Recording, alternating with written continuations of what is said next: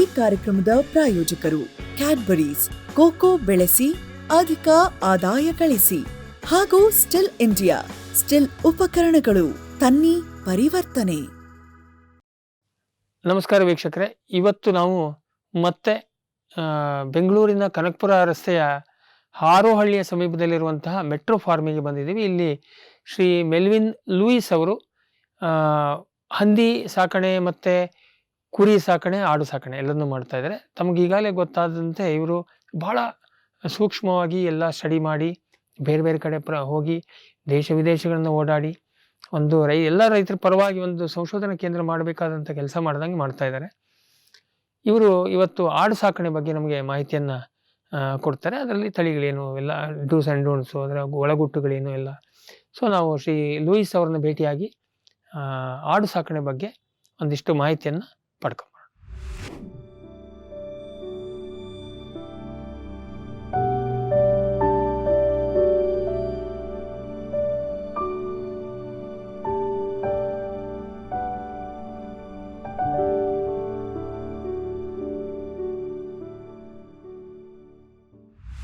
ನಮ್ಮ ಹಂದಿ 2000 ಆದಮೇಲೆ ನಮಗೆ ಅದೊಂದು ಸ್ಟ್ಯಾಗ್ನೇಷನ್ ಪಾಯಿಂಟ್ ಹಾಗೆ ಆಯಿತು. ಸೊ ನೆಕ್ಸ್ಟ್ ಏನು ಹೇಳಿದರೆ, ಇದು sheeps and goats milk and meat purpose. So ಅದರಿಂದ ನಾವು ಒಂದು ಪೈಲಟ್ ಪ್ರಾಜೆಕ್ಟ್ ಮಾಡಿದ್ದೆವು. ಫಸ್ಟ್ ಬೀಟಲ್ ತಂದು 1 ಇಯರಿಗೆ ನಮಗೆ 60 kg ಗ್ರೋತ್ ಬಂತು. So we thought it is viable. So ಅದರನ್ನೇ ಸ್ವಲ್ಪ ಇದು ಮಾಡಿದ್ದು ಆದಮೇಲೆ ನೆಕ್ಸ್ಟ್ ನಾವು ಸ್ಲೋಲಿ ಬೇರೆ ಬೇರೆ ತಳಿಗೆ ನಾವು ಕೈ ಹಾಕಿಬಿಟ್ಟೆವು. ಈಗ ಗೋಟ್ಸ್ ನಾನು ಯಾಕೆ ಪ್ರಿಫರ್ ಮಾಡಿದ್ದೆ ಹೇಳಿದರೆ, ಕೌಸ್ಗೆ, ಡೈರಿಗಿಂತ. ಯಾಕೆಂದರೆ ಡೈರಿಯಲ್ಲಿ ಬರೀ ಹಾಲು ಮತ್ತು ಅದರ economics it is not viable. Whereas goat milk ಈಗ ಫುಲ್ ಡಿಮಾಂಡಲ್ಲಿದೆ. ಇವತ್ತು 1 ಲೀಟರ್ ಹಾಲು ಆಡಿದ್ದು 250 ರೂಪಾಯಿಗೆ ಹೋಗ್ತಾ ಇದೆ. ಸೊ ಪ್ಲಸ್ ನಿಮಗೆ ಮೇಲ್ಸ್ ಮೀಟಿಗೆ ಹೋಗ್ತದೆ ಮತ್ತು ಮಟನ್ ರೇಟ್ ತುಂಬ ಚೆನ್ನಾಗಿದೆ. ಸೊ ನಿಮಗೆ ಇದು ಡ್ಯುಯಲ್ ಪರ್ಪಸ್ ಆಗ್ತದೆ. ಮತ್ತು ಆಡಲ್ಲಿ ಯಾವುದು ಲೋಕಲ್ ಬ್ರೀಡಿಗೆ ನಾವು ಹೋಗಲಿಲ್ಲ, ಎಲ್ಲ ಒಳ್ಳೆ ಫಾರಿನ್ ತಳಿ ತಂದು ಇಂಡಿಯಾದ್ದು ಬೆಸ್ಟ್ ಬ್ರೀಡ್ ಜಮ್ನಾಪಾರಿ, ಜಕ್ರಾನ, ಬೀಟಲ್ ಇವಕ್ಕೆ ನಾವು ಸಾನೇನ್ ಮತ್ತು ಶಾಮಿಂಗ್ ಕ್ರಾಸ್ ಮಾಡಿದ್ದೆವು. ಸೊ ಈಗ ನಮ್ಮ ಹತ್ರ ಕ್ರಾಸ್ ಬ್ರೀಡ್ಸ್ ಒಳ್ಳೆ ತಳಿಗಳು ಬಂದುಬಿಟ್ಟಿದ್ದಾವೆ. ಸೊ ಈಗ ನೆಕ್ಸ್ಟ್ ನಾವು ಪ್ಯೂರ್ ಲೈನ್ ಇಂಪೋರ್ಟ್ ಮಾಡುವ ಪ್ಲ್ಯಾನ್ ಇದೆ.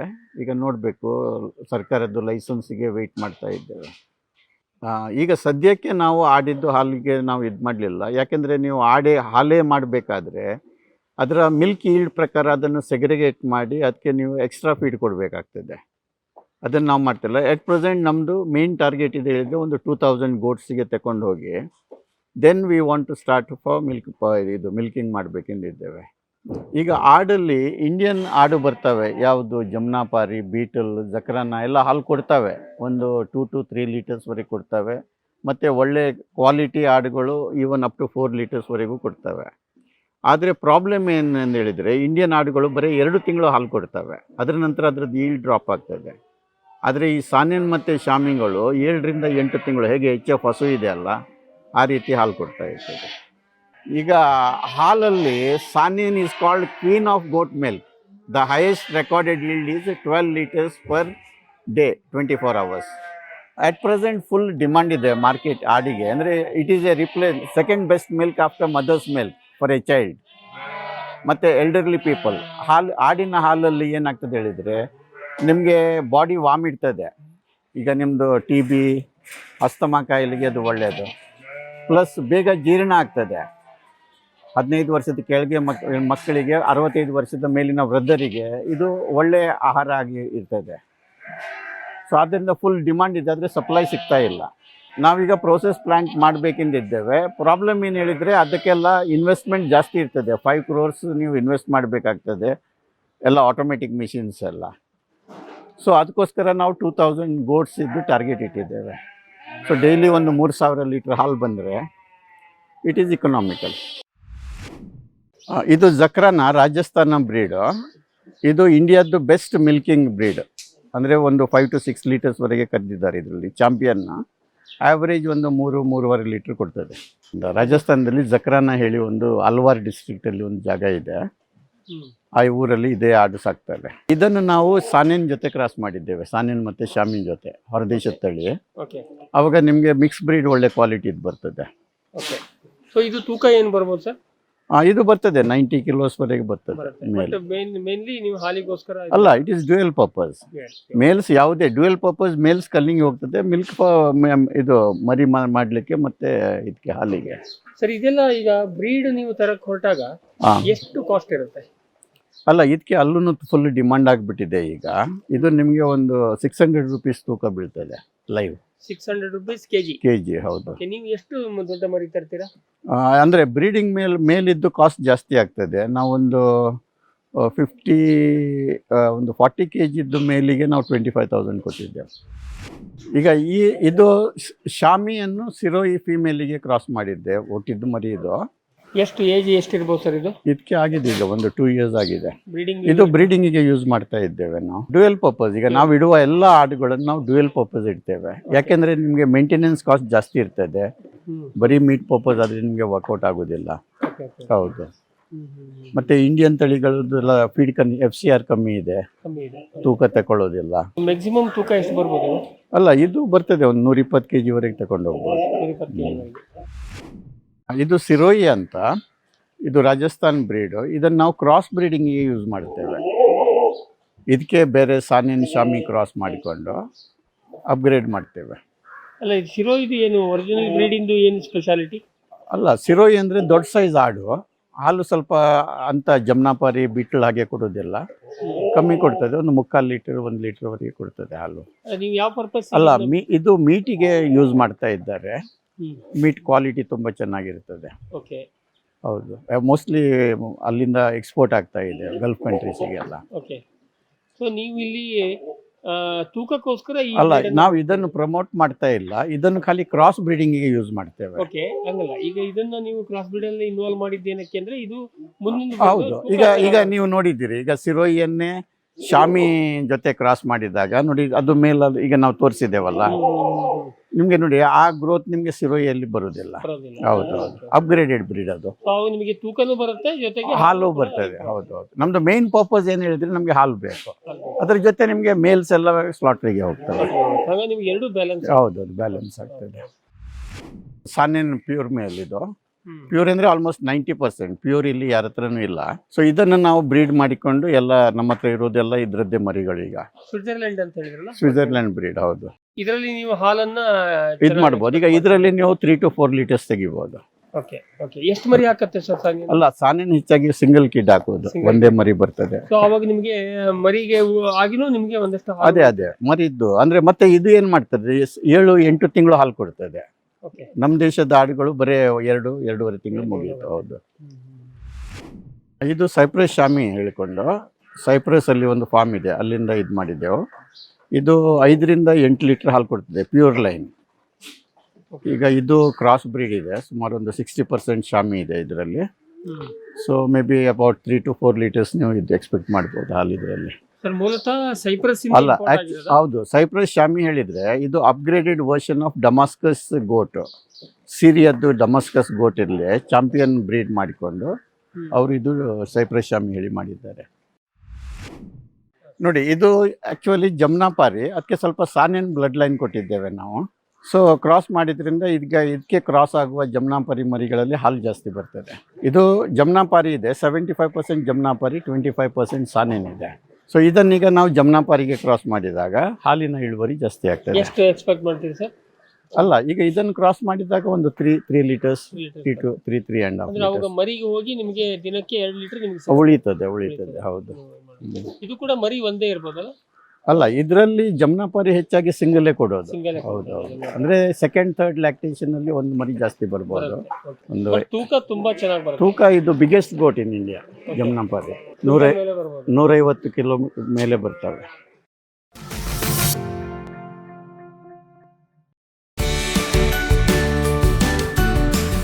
ಎಲ್ ಸಾಲ್ ತಂದಿದೆ ಜಾಗತಿಕ ಗುಣಮಟ್ಟದ ನಿಖರ ನೀರಾವರಿ ಮತ್ತು ಫರ್ಟಿಗೇಷನ್ ಆಟೋಮೇಷನ್ ತಂತ್ರಜ್ಞಾನ. ಕೃಷಿ ಕಾರ್ಮಿಕರ ಕೊರತೆ, ದುಬಾರಿ ಕೂಲಿ ಮತ್ತು ಅನಿಯಮಿತ ವಿದ್ಯುತ್ ಪೂರೈಕೆಗೆ ಪರಿಹಾರ. ನಮ್ಮ 12 ವರ್ಷಗಳ ನಂಬಿಕಾರ್ಹ ಉಪಕರಣಗಳಿಂದ ಇದೀಗ ಕೃಷಿ ನೀರಾವರಿ ನಿಮ್ಮ ಬೆರಳ ತುದಿಯಲ್ಲಿ. ಎಲ್ ಸಾಲ್. ಅಡಿಕೆ ಪತ್ರಿಕೆ. ಇದು ಕೇವಲ ಅಡಿಕೆಗಿರುವ ಪತ್ರಿಕೆಯಲ್ಲ, 34 ವರ್ಷಗಳಿಂದ ನಿರಂತರ ಮೂಡಿ ಬರುತ್ತಿರುವ ಅಭಿವೃದ್ಧಿ ಪತ್ರಿಕೋದ್ಯಮದ ಕೃಷಿ ಮಾಸಪತ್ರಿಕೆ. ನೆಲ ಜಲ ಉಳಿಸಿ, ಕೃಷಿಕರ ಕೈಗೆ ಲೇಖನಿ, ಕೃಷಿ ಯಾಂತ್ರೀಕರಣ, ಹಲಸು ಅಭಿವೃದ್ಧಿ, ಬಾಕಾಹು, ಫೈಬರ್ ದೋಟಿ, ಹೀಗೆ ಹಲವು ಆಂದೋಲನಗಳ ಹರಿಕಾರ. ವಾರ್ಷಿಕ ಚಂದ ಕೇವಲ 275 ರೂಪಾಯಿ. ಇಂದೇ ಚಂದಾದಾರರಾಗಿ.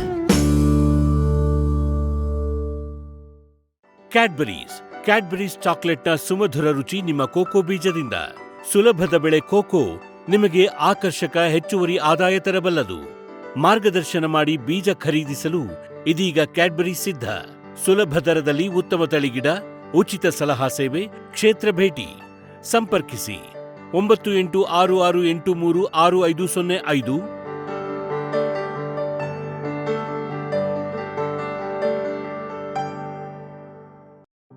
ಗ್ರೀನ್ ಪ್ಲಾಸ್ಟ್ ISI ಪ್ರಮಾಣೀಕೃತ ಪರಿಶುದ್ಧ HDPE ಜಿಯೋ ಮೆಂಬ್ರೇನ್ ಪಾಂಡ್ ಲೈನರ್ಗಳು. ಕೃಷಿ ಹೊಂಡ, ಕೆರೆ, ಕಾಲುವೆ, ಮೀನುಕೊಳ, ಸ್ಪಿರುಲಿನಾ ಹೊಂಡಗಳಿಗೆ ಬೇಕಾದ ಆಕಾರ ಮತ್ತು ವಿಸ್ತೀರ್ಣಗಳಲ್ಲಿ ಸರ್ಕಾರದ ಸಬ್ಸಿಡಿ ಯೋಜನೆಯಡಿ ಲಭ್ಯ. 100% ಪುನರ್ಬಳಕೆ, UV ಮತ್ತು ಒಡಕು ನಿರೋಧಕ, ಪಕ್ಕಾ ಜೋಡಣೆ, 5 ವರ್ಷಗಳ ಲಿಖಿತ ವಾರಂಟಿ. ಗ್ರೀನ್ ಪ್ಲಾಸ್ಟ್.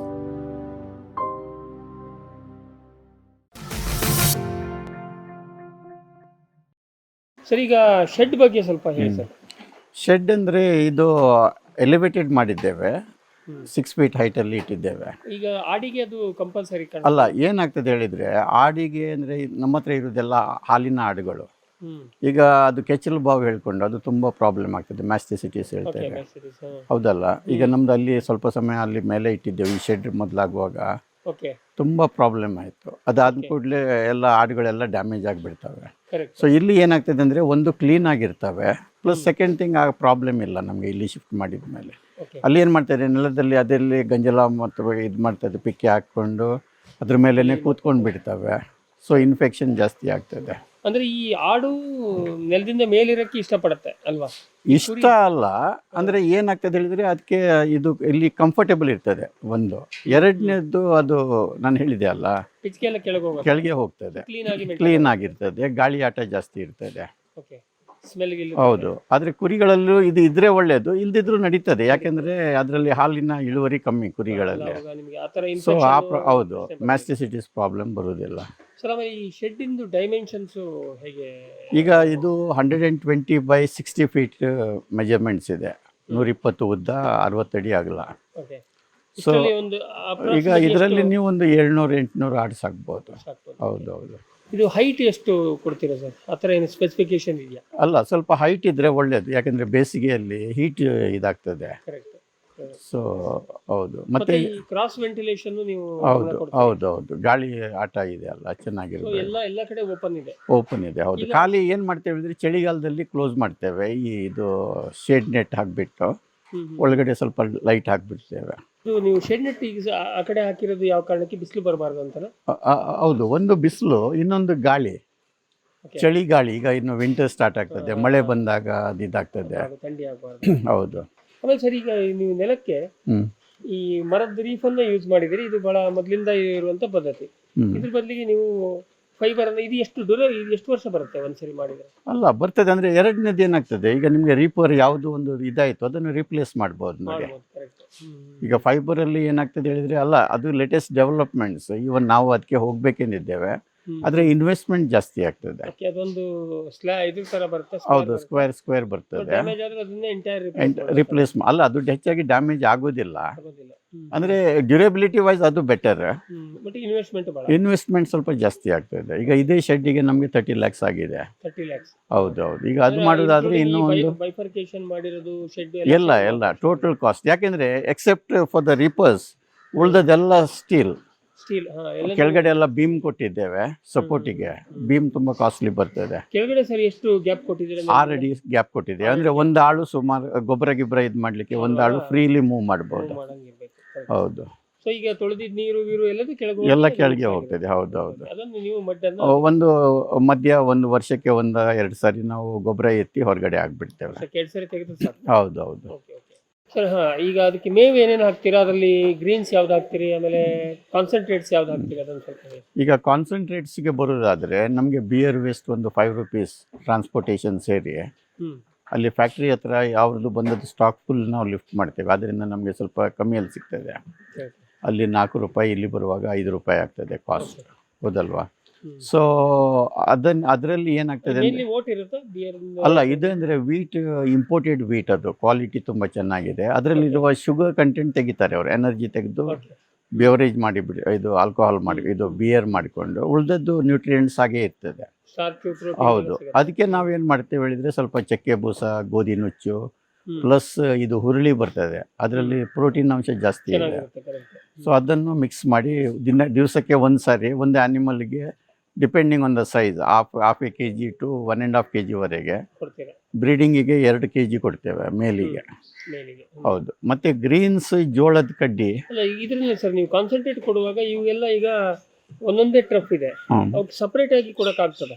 ಇಲ್ಲ, ಅದು ಪ್ರಾಕ್ಟಿಕಲಿ ನಾಟ್ ಪಾಸಿಬಲ್. ಯಾಕೆಂದ್ರೆ ಸಣ್ಣ ನಂಬರ್ಸ್ ಇರುವಾಗ 10-20 ಇರುವಾಗ ನೀವು ಮ್ಯಾನೇಜ್ ಮಾಡಬಹುದು, ಇಲ್ಲಿ ಆಗೋದು ಅವ್ರವ್ರ ಕೆಪಾಸಿಟಿ ಮೇಲೆ ಎಷ್ಟು ಬೇಕು ಅದು ಎಷ್ಟು ತಿಂತದೆ ಅದರದ್ದು. ಹೌದು, ದೊಡ್ಡದಿದ್ದು ಹೆಚ್ಚಿಗೆ ತಿಂತದೆ.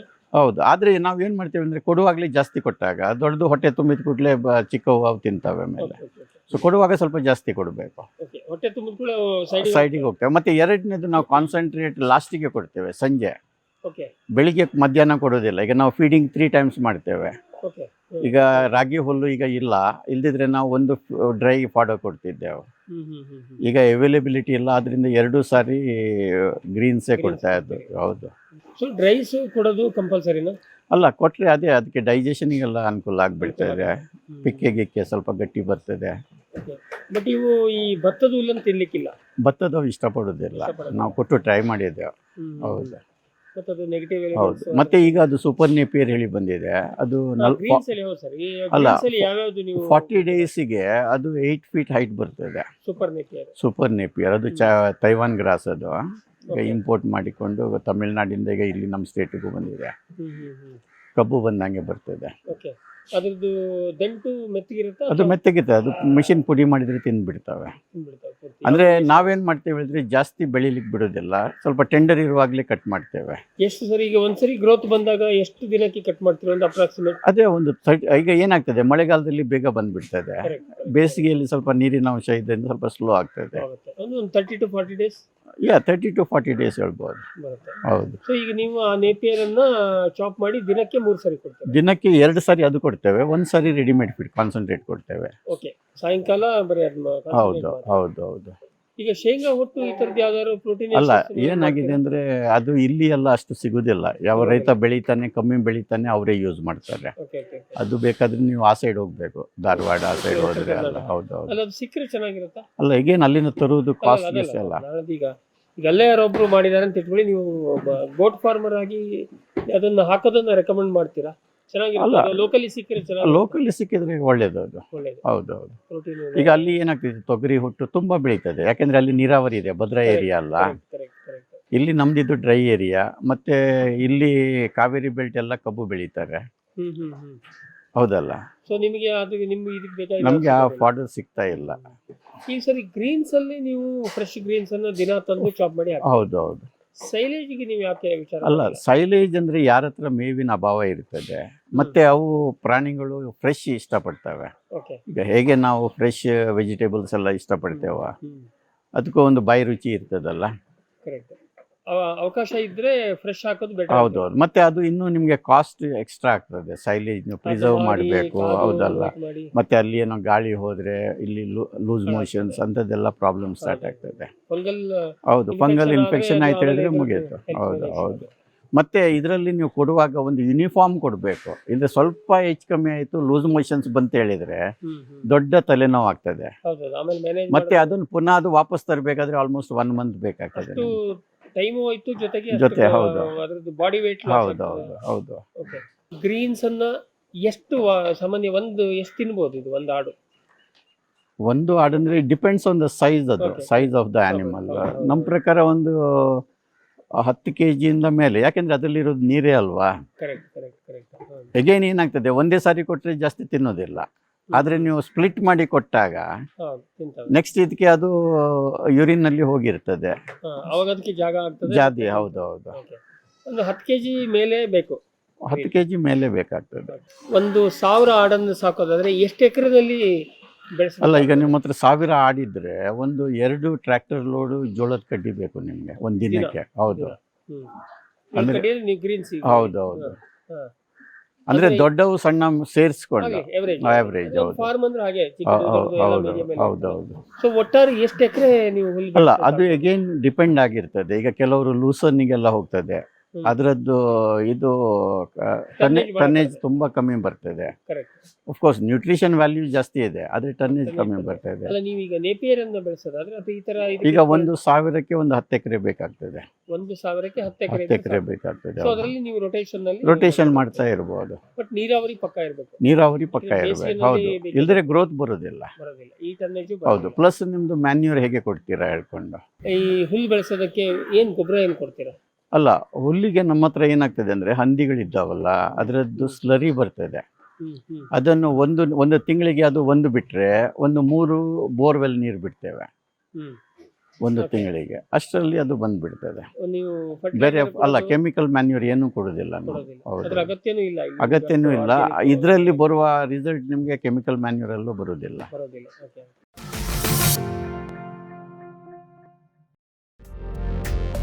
ನೂಆಲ್ಗಿ ನ್ಯಾನೋ ಬಯೋಟೆಕ್ 13 ಪೋಷಕಾಂಶಗಳ ಪೇಟೆಂಟ್ ಪಡೆದ ನ್ಯಾನೋ ತಂತ್ರಜ್ಞಾನದ ಉತ್ಪನ್ನ.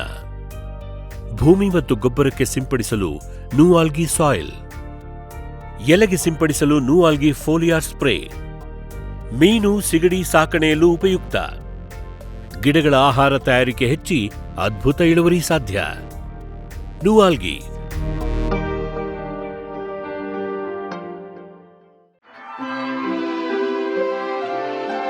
For the first time you kissed. For the first time you stood up.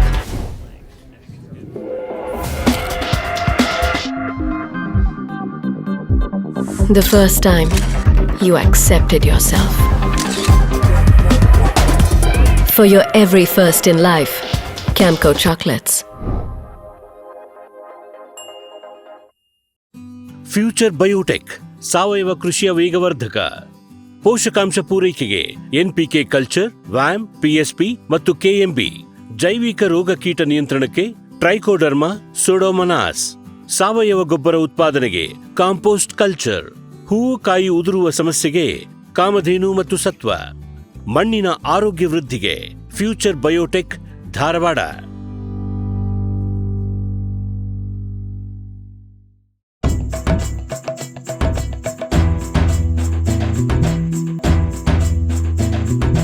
ಕೃಷಿ ಪ್ರಗತಿ ಸಾಕಾರವಾಯಿತು, ಸ್ಟಿಲ್ ತಂತ್ರಜ್ಞಾನದಿ ಸಾಧ್ಯವಾಯಿತು. ಬದಲಾವಣೆಗೆ ಕಾಲ ಕೂಡಿ ಬಂತು. ಸ್ಟಿಲ್ ಉಪಕರಣಗಳು ತನ್ನಿ ಪರಿವರ್ತನೆ.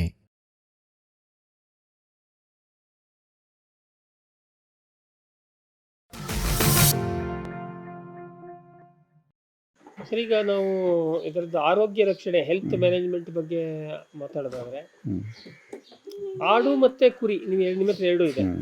ಅದರಲ್ಲಿ ಯಾವುದು ಈಸಿ, ಯಾವುದು ಕಷ್ಟ, ಆ ಥರ ಏನಾದ್ರು ನಿಮ್ಗೆ ಅನಿಸುತ್ತಾ? ಈಗ ನೀವು ನಮ್ಗೆ ಕೇಳಿದರೆ ಕುರಿ ಹೆಲ್ತ್ ವೈಸ್ ಮೋರ್ ಸ್ಟಡಿ ಆಗಿರ್ತವೆ. ಓಕೆ. ಈಗ ಮಳೆ ಗಿಳೆ ನೆಂದರೂ ಏನು ಪ್ರಾಬ್ಲಮ್ ಆಗೋದಿಲ್ಲ. ಆದರೆ ಆಡಿಗೆ ಸ್ವಲ್ಪ ನೆಂದರೆ ನ್ಯೂಮೋನಿಯಾ ಆಗಿಬಿಡ್ತದೆ. ಹೌದೌದು. ಸೊ ಆದ್ರೆ ಸರ್, ಈಗ ಕುರಿ ಮೈ ಮೇಲೆ ಇಲ್ಲಿ ನಿಮ್ಮ ಆಡು ಹೊರಗೆ ಬಿಡೋದಿಲ್ಲ, ಸಮಸ್ಯೆ ಇಲ್ಲ. ಆಡಾಗ್ಲಿ ಕುರಿ ಆಗ್ಲಿ, ಅದ್ರ ಕುರಿ ಮೈ ಮೇಲೆ ಉಣ್ಣೆ ಇರೋದಕ್ಕೆ ನೀರು ಹೆಚ್ಚಿಗೆ ಹೀರ್ಕೊಂಡು ತೊಂದರೆ ಆಗೋದಿಲ್ವಾ? ಏನು ಪ್ರಾಬ್ಲಮ್ ಏನಿಲ್ಲ ಕುರಿಗಳಿಗೆ. ಈಗ ನೀವು ನೋಡಿರ್ಬೇಕು, ಈಗ ಈ ಶಿರಾ ಕುರಿಗಳೆಲ್ಲ ಬರ್ತವೆ, ಅವೆಲ್ಲ ಮಳೆಯಲ್ಲಿ ನೆನ್ಕೊಂಡೇ ಮೇಯ್ಕೊಂಡಿರ್ತವೆ. ಮಂದೆ ಕುರಿಗಳು ಹೇಳ್ತೀರಿ ನೀವು, ಏನ್ ತೊಂದರೆ ಇಲ್ಲ. ನಾನು ಈ ಪ್ರಶ್ನೆ ಏನಕ್ಕೆ ಕೇಳ್ತೀನಿ ಸರ್ ಅಂದ್ರೆ, ಮಲೆನಾಡು ಈ ಹೆಚ್ಚಿನ ಮಳೆ ಬೀಳುವ ಪ್ರದೇಶ, ಈ ಅಲ್ಲಿ ಆ ಕುರಿ ಸಾಕೋದು ಕಷ್ಟ. ಹೌದು, ಅದು ಯಾಕೆಂದ್ರೆ ಹ್ಯೂಮಿಡಿಟಿ ಜಾಸ್ತಿ ಇರ್ತದಲ್ಲ, ಸಲ್ಟ್ರಿನೆಸ್. ಹೌದೌದು, ಹ್ಯೂಮಿಡಿಟಿ ತಡ್ಕೊಳ್ಳಿಕ್ಕೆ ಸರ್ವೈವ್ ಆಗುತ್ತೆ. ಆಡೂನು ಏನಾಗ್ತದೆ ಅಂದ್ರೆ, ಈಗ ನೋಡಿ ಕೇರಳದಲ್ಲಿ ತುಂಬಾ ಜನ ಟ್ರೈ ಮಾಡಿದ್ರು, ಅಂದ್ರೆ ನೆನಿಬಾರ್ದು, ಮಳೆಯಲ್ಲಿ ನೆಂದು ಕೂಡಲೇ. ಆದ್ರೆ ಅಲ್ಲಿ ಕೆಲವು ಲೋಕಲ್ ಆಡುಗಳಿದ್ದಾವೆ, ಆ ಕ್ಲೈಮೇಟಿಗೆ ಅಡ್ಜಸ್ಟ್ ಆಗಿರ್ತದೆ.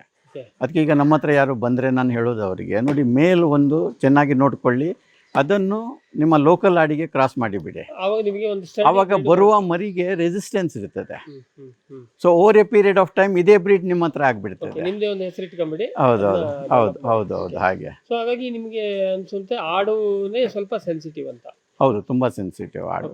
ಈಗ ಹೆಲ್ತ್ ಮ್ಯಾನೇಜ್ಮೆಂಟ್ ಅಲ್ಲಿ ಸರ್ ನೀವೊಂದು ಸಾಲಾಗಿ ಮರಿ ಹಾಕೋದಲ್ಲಿಂದ ಹಿಡ್ಕೊಂಡು ಹೋದ್ರೆ ಏನು ವ್ಯಾಕ್ಸಿನೇಷನ್ ಪ್ರೊಸೀಜರ್ ಏನು ಫಾಲೋ ಮಾಡ್ತೀರಾ, ಹೆಂಗೆ ಈಗ ಒಂದು ಏನು ಹೇಳಿದ್ರೆ ನಿಮ್ಮ ಫೀಡಲ್ಲಿ ಮೈಕ್ರೋ ನ್ಯೂಟ್ರಿಯೆಂಟ್ಸ್ ಹೇಳ್ತೇವೆ ನಾವು, ಮಿನರಲ್ ಮಿಕ್ಸ್ಚರ್ಸ್ ಎಲ್ಲ ಇದ್ದಾವೆ, ಅದನ್ನು ಕರೆಕ್ಟಾಗಿ ಕೊಡಬೇಕು. ಸರ್ ಅದು ಹೆಂಗೆ, ನಾವು ಫೀಡ್ ಬಗ್ಗೆ ಮಾತಾಡಿದ್ವಿ, ಅದ್ರ ಬಗ್ಗೆ ಹೌದು. ಅದು ಹೆಂಗೆ, ಏನು ನಾವೀಗ ಫೀಡ್ ಕೊಡುವಾಗ ಅದನ್ನು ಪ್ಯಾಕೆಟ್ಸ್ ಬರ್ತವೆ, ಅದನ್ನು ಮಿಕ್ಸ್ ಮಾಡಿ ಬಿಡ್ತೇವೆ. ಅಲ್ಲ ಈ ಕುರಿ ಆಡಿಗೆ ಸಪರೇಟ್ ಏನು ಬರ್ತಾ ಏನಿಲ್ಲ ಅಲ್ಲ, ಈಗ ಹೆಚ್ಚಾಗಿ ಅವರು ಸ್ಟಾರ್ಟ್ ಮಾಡೋದು ಹಸುಗಳಿಗೆ ಈಗ ನೀವು ನೋಡಿದ್ರೆ.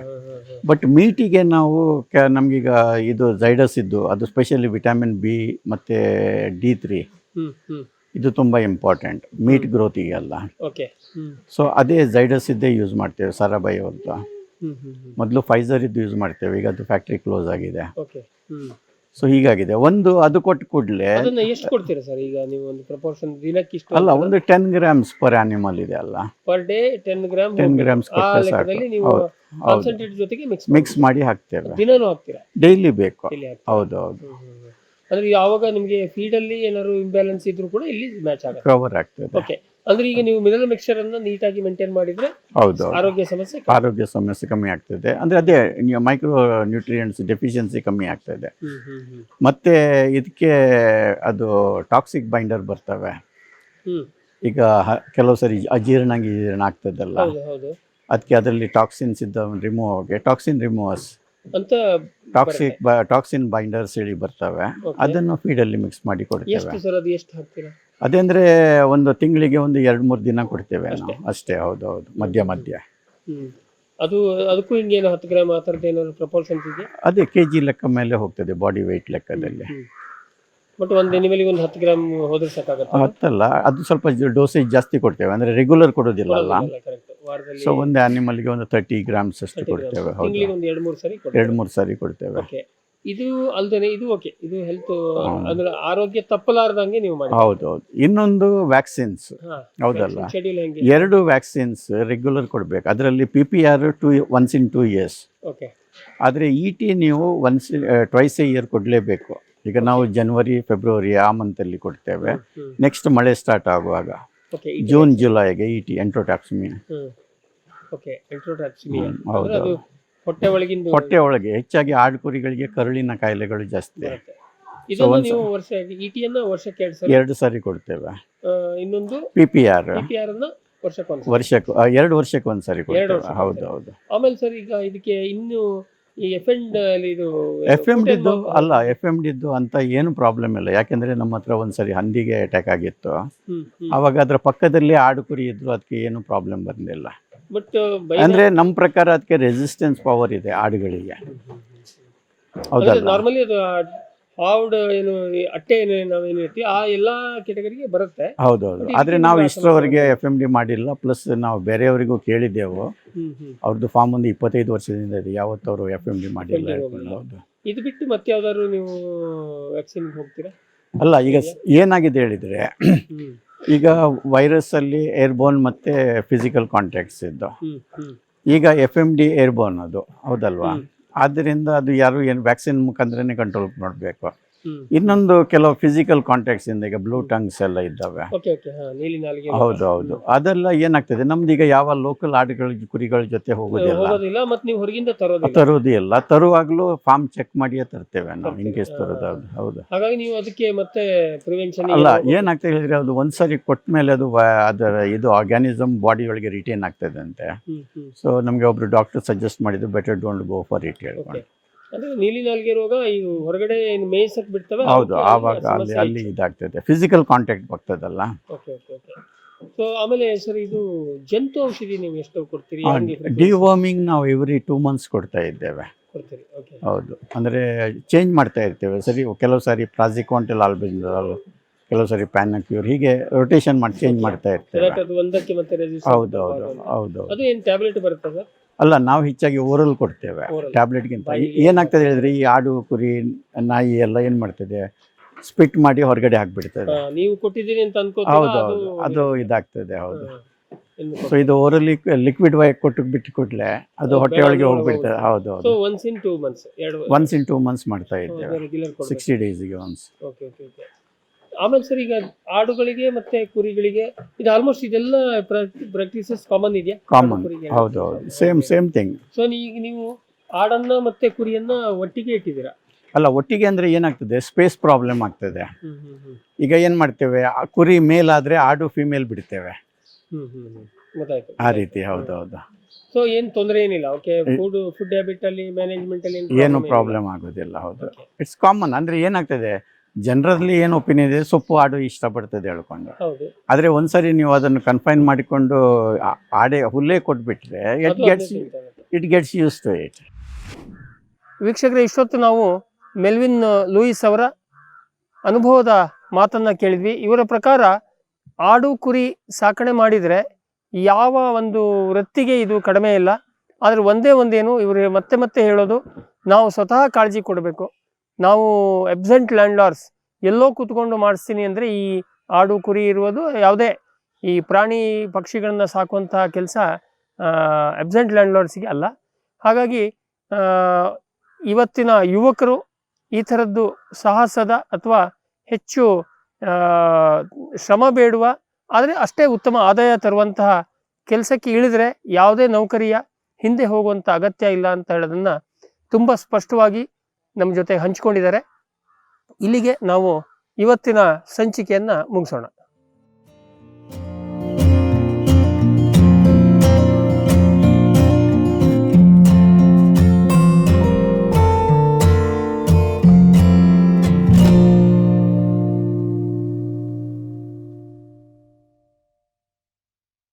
ಈ ಕಾರ್ಯಕ್ರಮದ ಪ್ರಾಯೋಜಕರು ಕ್ಯಾಡ್ಬರೀಸ್, ಕೋಕೋ ಬೆಳೆಸಿ ಅಧಿಕ ಆದಾಯ ಗಳಿಸಿ, ಹಾಗೂ ಸ್ಟಿಲ್ ಇಂಡಿಯಾ, ಸ್ಟಿಲ್ ಉಪಕರಣಗಳು, ತನ್ನಿ ಪರಿವರ್ತನೆ.